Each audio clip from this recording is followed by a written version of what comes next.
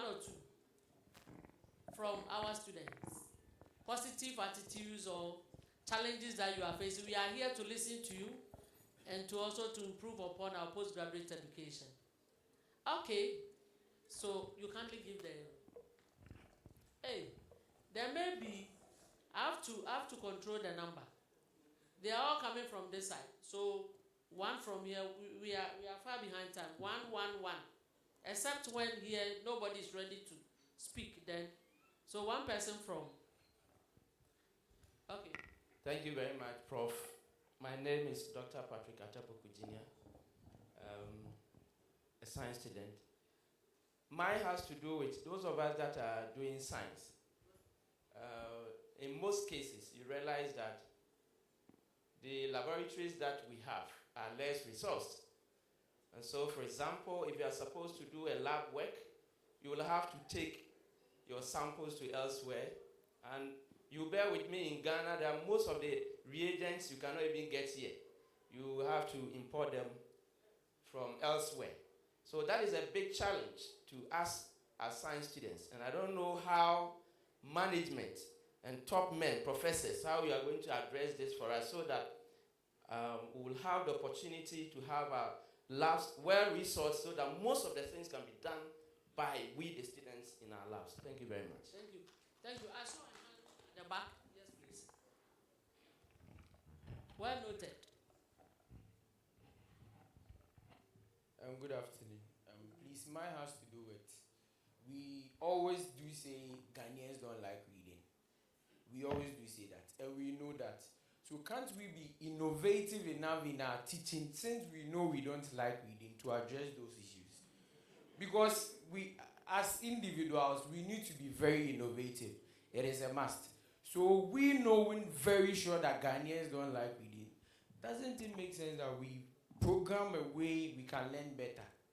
Because we know they up there, out and outside, they like reading. We don't like reading. We are doing the same thing. How are we going to bridge that gap? Maybe we can be very innovative so that we can meet them upwards. Thank you. Thank you. Okay. So you want to respond to that? You want to respond? A contribution? Oh, I thought you allowed the students to, then you come in. Oh, and so please, here. You are a participant though, but let's give the students maybe two more, then we'll come back to you. Okay. Thank you for the opportunity. My name is Abdul Rashid Idrisu, MPhil, Construction Technology. My experience has to do with the distance postgraduate students have to travel from other part of the country to the institution here. So it is very, in fact, problematic and very critical and sensitive, of which management or there is the need for us to look at it in a very addressable way. Going forward, I have a suggestion. And the suggestion is that those of us who are already in the system, if management could find a way of maybe engaging us within the university community, or so that we will not be traveling, because most of us are being threatened by our head teachers. So because of that, you come and sit down and you'll be thinking about query, and then tomorrow you have to travel. It affects our research. So that is what I want to suggest, and the experience I have had so far.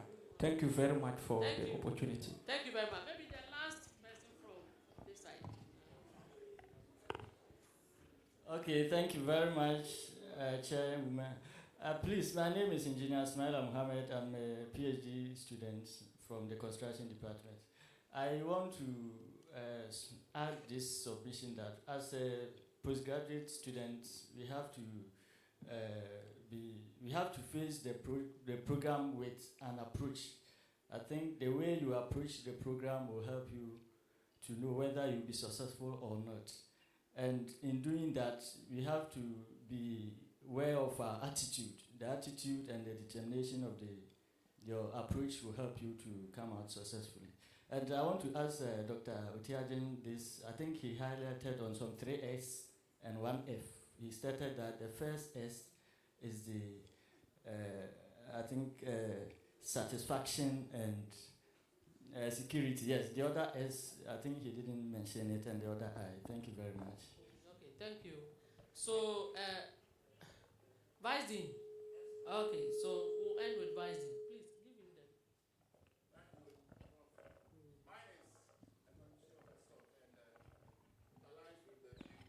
Point of Professor Banfu and co.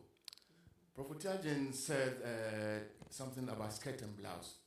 It's time Ghanaian universities look at that issue. The world is going interdisciplinary. If you emphasize on one certificate, you get up to a PhD, you get a first-class certificate, but you will lead a third-class life. So once the world is going that way, just this morning there was this interdisciplinary issue. After being shown a neatly designed whatever, couch or bed or seat or I don't know how. A friend, this doctor asked, but how is it relevant to the disabled person? Social studies wise, we now have modern, nice building being constructed using sliding doors, etc., sliding glass. Why should it be so? And they don't have a tree, they don't even have AC. And when they open the windows, slide glass, more mosquitoes, more problems here and there. So the issue of looking at one certificate is not the way forward. My daughter is in Germany, mathematics, and the work that she just sent me is on traffic control, crowd research, how to do it. And I asked her, but are you not doing the word yes? She said, no. So at the end of the day, we should also push our graduate students to do such research. Their purpose saying is mass. We always have this traffic jam on this road. What are we using to solve mass to solve it? But our theses have always been this and that and that and that. So let's try to bring our thesis and other stuff home to solve problems within our immediate environment. Thank you. Thank you very much. Okay, so we've come to the end of our round table discussion. We want to take the opportunity to thank our panel members.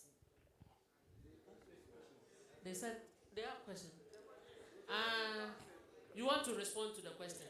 Okay, I think somebody was asking Prof. Banfwet a question, so I think it's all of us, but one of them that I want to look at with my brother. The reading? The reading. Okay. Yes, he said we should be innovative, which is true. But at times we should also, leave the importance of reading. And these are things that affect decision making. Most of the problems that we face in our country, you have been hearing of, this, that, even though it's partisan politics or what have you, it boils down on reading. At times, the vice chancellor or whoever signs a letter without not reading the content, but just signs and realize later on that there's a problem with the content. So it boils down on reading, and that is where I wanted even to connect the AI into it. Our students rely on the AI, which is good, but at times it also would get you into trouble. And now even it is sad that even some researchers, students have used AI to write papers, have been published in high impact journals, and now they are recalling those papers back. So because of we don't spend time in reading, so please let us grab a book, get a hard copy. At times it's good. Though the electronic is fine, get a hard copy, read, understand, and then that can help you in your decision making. That is one important area that I want to stress here. And as postgraduate students, reading should be your hobby. Yeah. Because anything about literature review is about reading. So if you can't read, then please, you are not supposed to be here. You just remain where you are at your first degree level and continue. But Reading is important. And those who read, you see that as you said, our brothers in Europe, they are doing well. Why are they doing well? They are reading. We also want to do well, and we say they want to read. Even they love the technology, but they read alongside the technology. So at times you see that they even know some history more than us. Yeah. Our historians who are here, they even don't know certain history. But they will come because they have read those things in the books. And we don't read our textbooks. We only want the handout from our lecturers, main points, where are we going to have the exams on. And that is all. And the rest, we forget about it. Please, my brother, or let us buy time in reading. Try and get a book and read. Thank you. Right, briefly.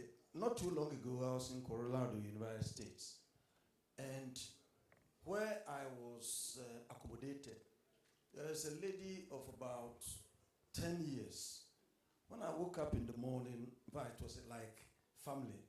And the lady, the small lady, had a book of this size. And I asked the father, he said that these people there, they read voraciously and avidly. They are greedy in reading. And saying, she say, Doc, we are that who say, within 2 days, we can and that is the fertility of thinking. Reading makes a man. A woman, I beg your pardon, that's right. So those of you, maybe most of you are Christians. Paul admonished Timothy that till I come, give attention to reading. And I consider that as a literal piece. Reading is so important that you cannot do away. It's indispensable. You cannot dispense with that. What I do, for example, is that you say innovation. I take a whole book. I look at a chapter. I give it to the student. Only a chapter. And I tell them that the book is too bulky. So maybe holding it will be a bit, you'll be sluggish or you don't like that. So you just photocopy the chapter so that it will be a bit light. Whilst relaxing on the bed, you can read and accumulate. And when you come, my MPhil professor insisted that I read about 20 books. When I finished it, that you are finished with your literature review. And today it's helping me in history and philosophy of education. So the point is that if you don't read, how do you do the literature review? But we will innovate, as you are saying. You talk about the 3 indices of development. I mentioned satisfaction. When you are satisfied, it's a form of development. Then sufficiency. Sufficiency is economic development. Of course, that is what we all think that, according to Thompson, when you are sufficient, that is you are economically viable and empowered. And then safety. So if you have a country that has sufficiency, sometimes they don't have safety. So these are the 3 things that I talked about, very, very important. Thank you very much. I think that. Thank you. Yeah, thank you. Okay. So, Prof, he has said it. It's okay. Okay, so to conclude with, we are grateful for our panel members to contribute to our discussion as well as you, the students. I think our take-home message will be that for postgraduate studies in contemporary time, we need to do a lot of sacrifices as students. We sacrifice our time, we sacrifice our energy, and a whole lot. You need to know the purpose or the aim of coming to enroll as a student with us. And the advice is that the more you keep waiting on the program, the more you pay to us. And I've been advising students on that. We know that challenge is there, that you are combining the academic work with other external family issues and your workplaces, as Alaji or whoever said.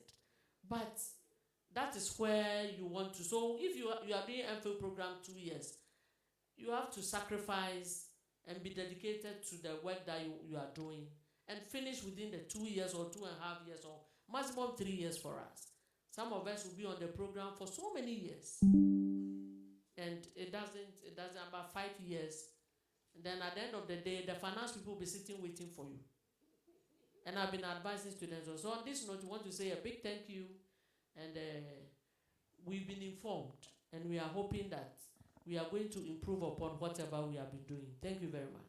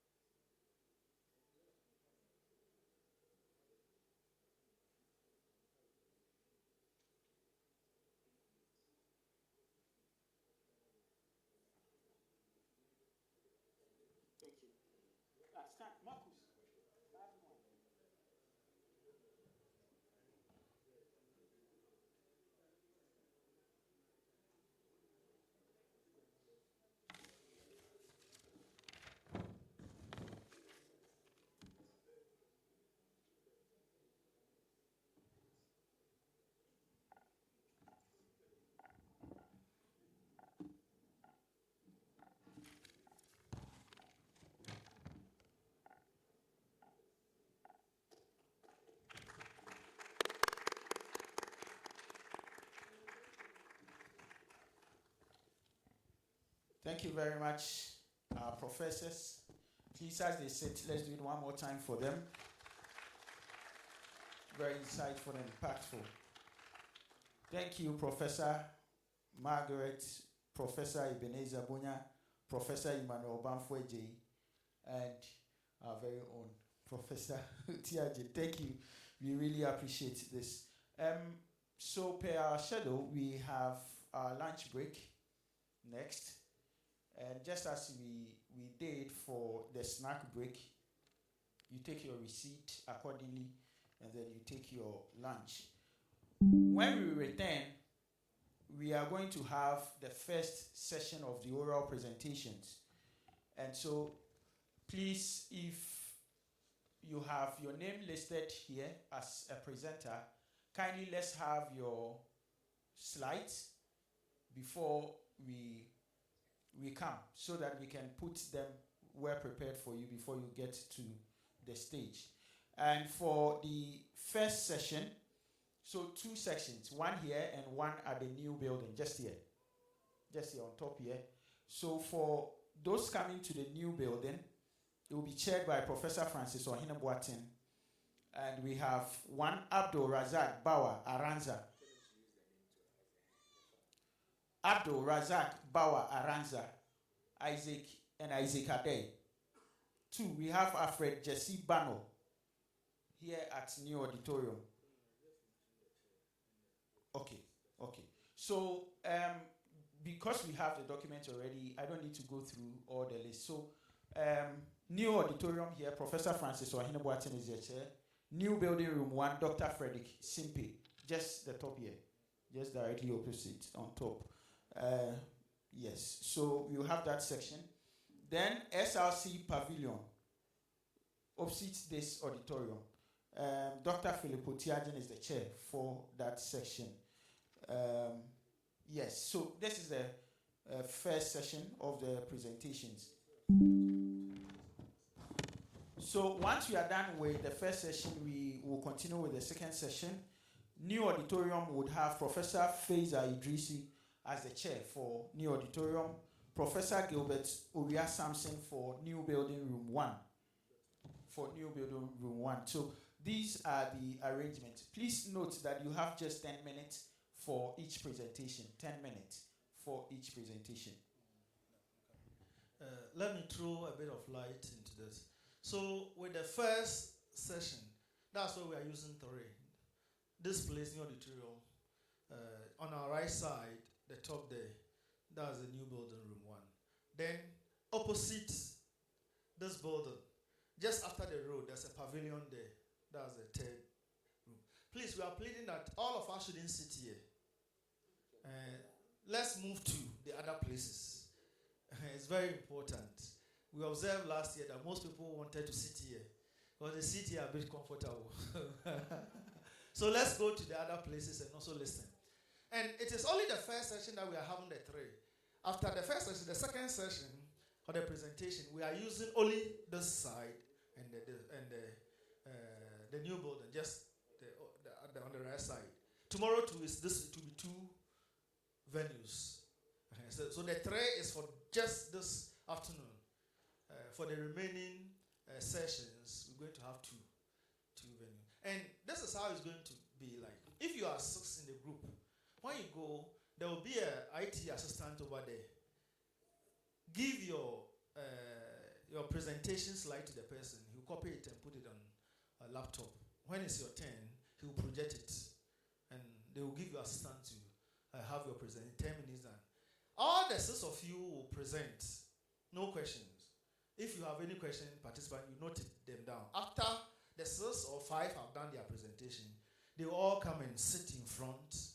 Then questions will now come. So we'll have the question and answer session after they have done all their presentation. So it wouldn't be after each presenter, then questions are coming. We are working within a very limited time. That is it. So that is the pattern that is going to take. And let's check from the program. I think we have the soft copies. If you don't have, it should be on the platform by now and have a listen. We keep updating the list. The chairs, we have also updated on the list so that you go and someone will show up with different lists in their part. So let's make do with this. Our lunch is almost ready. I think they were bringing it from where they have served it here so that we have the lunch here. But for now, I'm not sure whether it is here now. If it's here now, we just take the lunch then quickly. But if you are presenting, the IT people kindly be at your places so that they can come and bring the slides to you to keep them on the laptop so that we wouldn't waste time. We expect that by around 2, we should start the presentation so that we can keep to the time. Thank you very much.